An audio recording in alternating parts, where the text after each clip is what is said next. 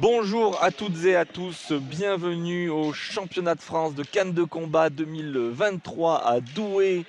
Je suis avec Jocelyn, bonjour Jocelyn. Bonjour Martial, donc voilà, il est 9h, c'est déjà le deuxième match. Deuxième assaut de la journée, et on va voir s'affronter Paul Nicolas du CMS Pantin à côté de Paris, oui. Et il va être opposé à Cédric Jean-Paul du Criel Boxing Club. Exactement. Qui s'entraîne à... Je crois qu'il s'entraîne à Bordeaux je crois aussi. On va voir. Donc, Cédric n'est pas prêt encore. Ouais, il va s'équiper. Et donc c'est là il va y avoir vérification de l'équipement pour vérifier la sécurité, vérifier qu'ils ont bien leur coquille, leur protège-tibia, les protège-tibia, la coquille, vérifier les cannes. Vérifier les cannes si elles sont propres, si elles ne sont pas ébréchées. Ou abîmées, voilà. Tout ça pour voilà, parce qu'il peut y avoir des... Pour la sécurité des tireurs. S'il y a une canne ébréchée, ça peut blesser, ça peut, s'il y a un coup qui ne irait pas dans la veste, par exemple, ça peut écorcher. Ça peut être dangereux, la canne peut être beaucoup plus fragile.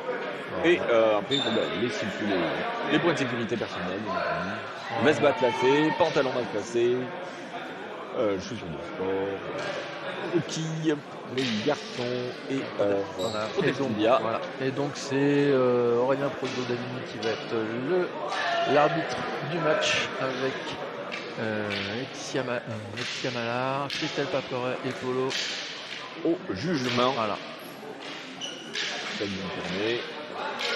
Et c'est déjà parti sur l'air 2 entre Guilhem et Benjamin. Ouais, Guilhem qui ça s'est échangé par riposte, et ça vient chercher en jambe. Bon, vous verrez tout ça sur les rediffusions.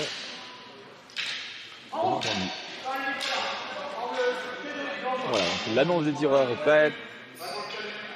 Le salut est effectué, on va envoyer les tireurs s'équiper dans leur zone. Et ensuite, on va pouvoir commencer cet assaut. Voilà. Avec deux tireurs, pareil.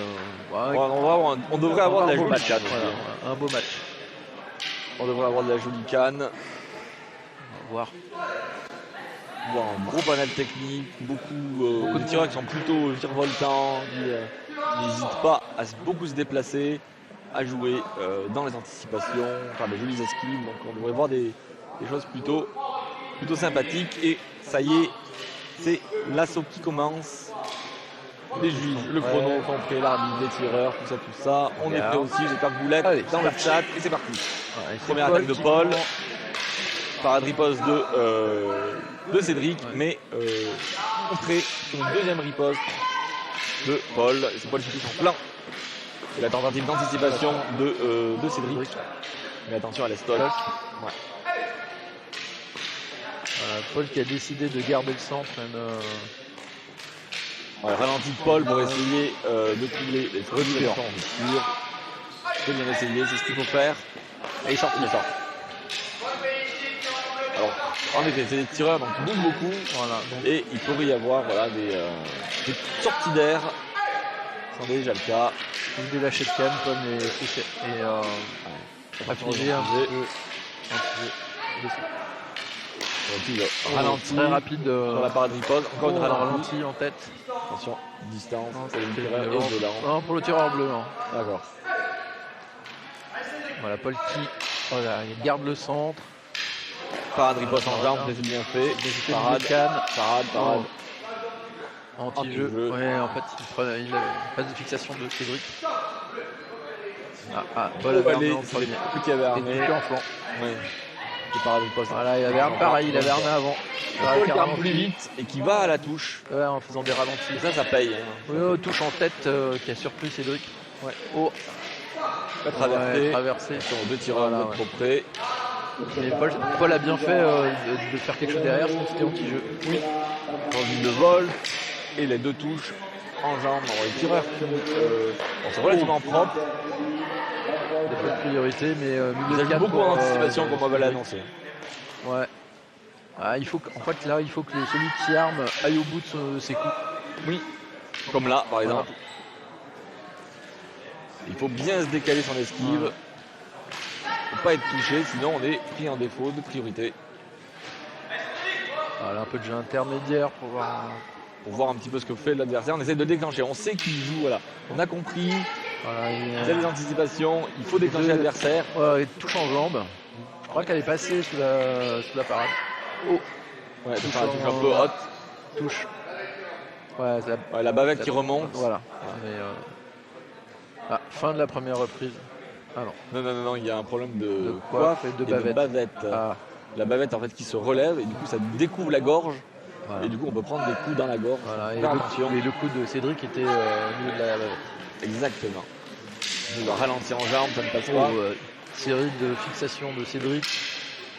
Voilà. Réplique de Paul. Voilà. Qui vient se rapprocher, qui essaye de pousser Cédric à la faute pour sortir de l'air. Il ralentit pour fixer de la part de Paul, il rajoute des feintes dans sa série de fixation pour vraiment bloquer son adversaire. Oh, belle esquive, touche en jambe de la part de Cédric qui esquive sur la jambe arrière en mettant en rééquilibrant son poids sur la jambe avant pour pouvoir faire une belle esquive. Et fin de la première reprise. Écoutez, sans voix, ça bouge. Alors, beaucoup d'anticipation comme on a pu le prévoir, hein, bien entendu. Et pareil, hein, après encore une fois c'est des matchs à élimination directe, donc les tireurs ne peuvent pas s'économiser. Il faut gagner, il faut marquer des points tout de suite. On a vu Paul essayer de faire des ralentis, etc.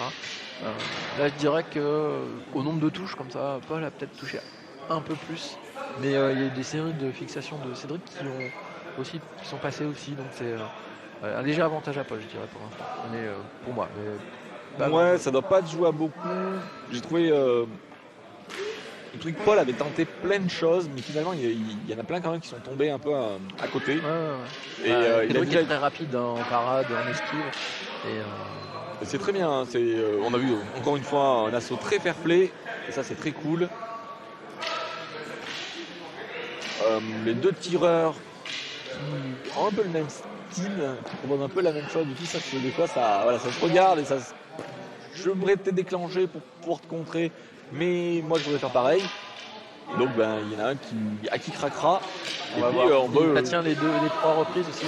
C'est pareil, ça demande de l'énergie. Donc on va voir. Alors aux deux tireurs. Milieu de canne, alignement. Voilà, donc en fait ils sont trop près. Violence pour attention au mouvement des stocks, attention aux distances et à l'alignement du coup.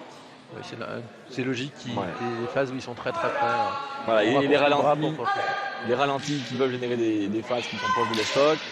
Voilà. Et la parade riposte qui touche en jambe arrière. La part de Paul qui vient prendre le centre. Parade chassée. Paul qui reste au centre, qui essaye d'aller chercher la jambe arrière. On l'a vu plusieurs fois, essayer d'aller chercher la jambe arrière de Cédric. De Paul. Anti-jeu.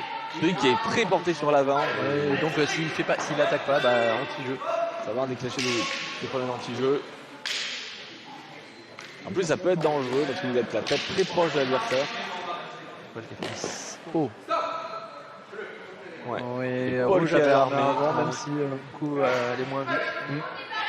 On rappelle, la priorité est donnée. Il est ressorti deuxième fois. En premier. Ça va commencer à coûter cher aussi. Deux sorties d'air. Oui, ça fait deux sorties d'air au même endroit, dans la zone bleue.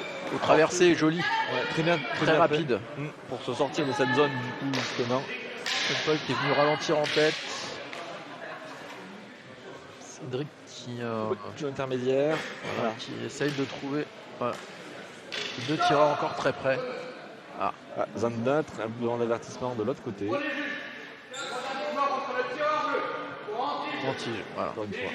En fait, il s'est rapproché, il n'a pas réussi. Enfin, je pense que c'est pas volontaire, mais il a pas réussi à déclencher quelque chose en étant très près. Donc, il fait de l'anti-jeu, puisque Paul ne peut faire que des milieux de canne. Il y a donc c'est le premier avertissement. Avertissement plus deux sorties d'air, ça commence à faire beaucoup pour Cédric. Joli saut, bien paré. La parade riposte qui passe pas. Et la tête de Cédric en jambe, c'était bien fait. Milieu de canne pour Paul. C'est juste que Paul était trop près. Pas de mouvement illicite. Et tentative de croiser bas. Ça ne passe pas. Et la touche en jambe de Paul, elle était trop haute. Ouais. Et le ralenti en plein, par plan, contre, ça c'est très bien. Ouais, et là, il va y avoir des avertissements qui vont passer parce que. Il y a quelqu'un qui est en défaut de priorité.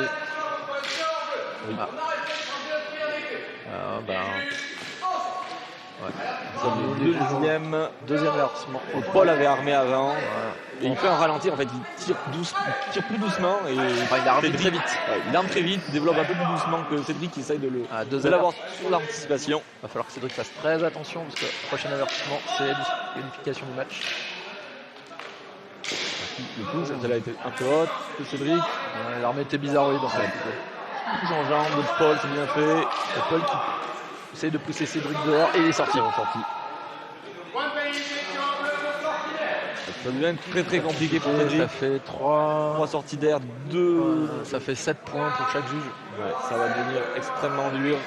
Mais bon, il lâche rien. Non, il faut qu'il continue de toute manière. Il n'y a plus rien à perdre. Hein. Exactement. Paul qui continue à faire des ralentis. Une très belle reprise, bien menée tactiquement par Paul. Je pense que tactiquement Paul est, il est dessus. Est au-dessus. Maintenant physiquement, il va falloir qu'il tienne la troisième reprise. Parce que là en fait ça va être la tactique versus le physique. Et il va falloir que Paul tienne le choc face à Cédric. Et Cédric qui est l'épée de Damoclès au-dessus de la tête avec 2 avertissements. Alors on nous dit dans le chat que oui, ça y va niveau avertissement. Après ces 2 avertissements-là, il y a eu clairement, pas un vol de points, mais en fait ça vient clairement pénaliser en fait le tireur rouge. Parce que là il y a eu par exemple sur le deuxième, c'est Paul arme et va toucher.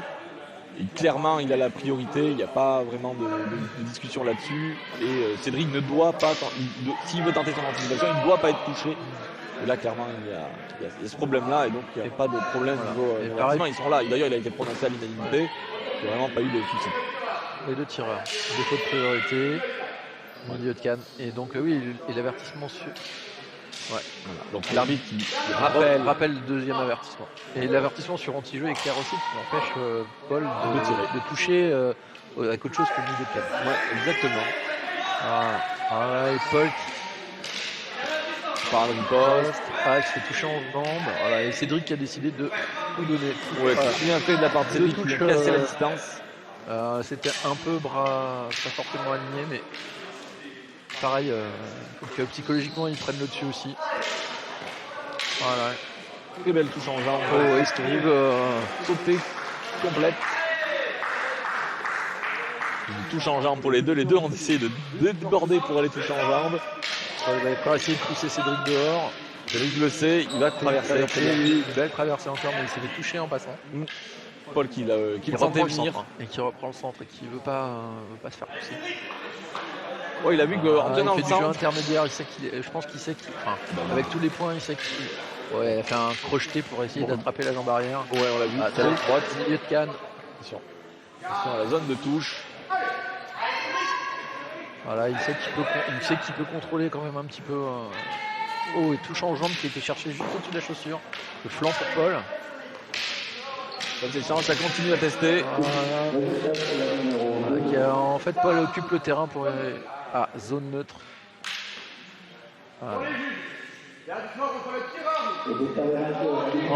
Anti-jeu pour le tireur rouge. Ouais, je suis d'accord aussi. Les juges qui suivent l'arbitre sont d'accord avec les annonces. Et c'est reparti. Paul qui reprend le centre tout de suite. Voilà, qui vient toucher en tête Cédric pendant son saut. Voilà.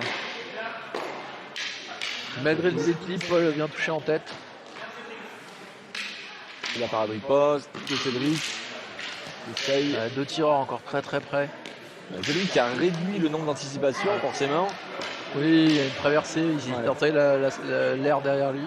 Très belle traversée, aller chercher la jambe tout de suite derrière, c'est bien fait de Cédric qui lâche rien, qui a adapté son jeu au fait qu'il ait pris 2 avertissements. Alors ça c'est bien, ça évite d'en prendre un 3e. Et Et du coup, il a réduit le nombre d'anticipations qu'il fait. Il travaille plutôt en barre de riposte. Enfin, il vient d'en faire une là. Ouais. C'est ça le catcher curse. Ouais, C'est lui qui avait il a fait fin plein de l'assaut. Merci messieurs. Encore une fois un bel assaut. Très engagé aussi. Je pense qu'avec avec les 3 sorties d'air et les 2 avertissements à 1, voilà. Bon, je pense que ça va être Paul. Et puis Paul a fait une très très belle deuxième reprise. Voilà. Une première reprise un petit peu devant la deuxième nettement pour lui. Enfin, selon nous. Ouais. Et on va attendre, bien entendu, le verdict des juges. Donc ensuite, nous aurons sur l'air 1, Kim Cholin contre Émilie Bazin, puis Meryl Fourgou contre Mallory Arnaud, Thomas Dardour contre Ronan Chenet, Guillaume Bérard contre Sébastien Boursier, et enfin on finira la matinée par Alexis Bastien contre Laurence Le Cruc en moins de 18. Voilà, vous savez tout. On vous redonnera les plannings, on est en train de préparer tout ça. Mais comme on avait préparé des choses, on a un peu tout changé. Donc on refait tout en live. On s'adapte. Nous aussi on travaille, on y travaille, on va attendre le résultat. On s'adapte aussi à l'adversaire.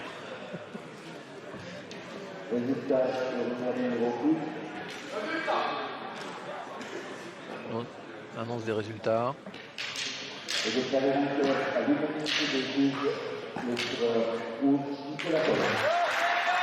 Donc, comme Nicolas, comme on avait prévu. Paul Nicolas, c'est vrai qu'il a l'air déçu. Il a l'air déçu, dommage.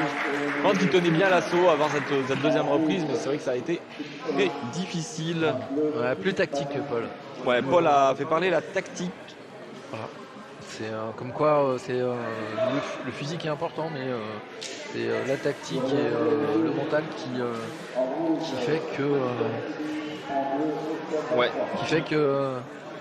vous pourrez remporter des assauts. Merci à toutes celles et tous ceux qui nous ont soutenus pour cet événement. Notre association CanTV ne perçoit pas de cotisation, aussi sommes-nous tributaires des dons et des aides extérieures pour ne pas mettre la clé sous la porte.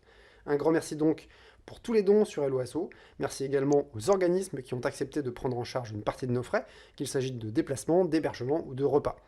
Et que vous ayez contribué ou pas, n'hésitez pas à vous abonner à la chaîne, à partager, à cliquer sur j'aime ou à écrire un petit commentaire, cela aide au référencement des vidéos, et au-delà de faire connaître CanTV, à rendre notre discipline un petit peu plus visible.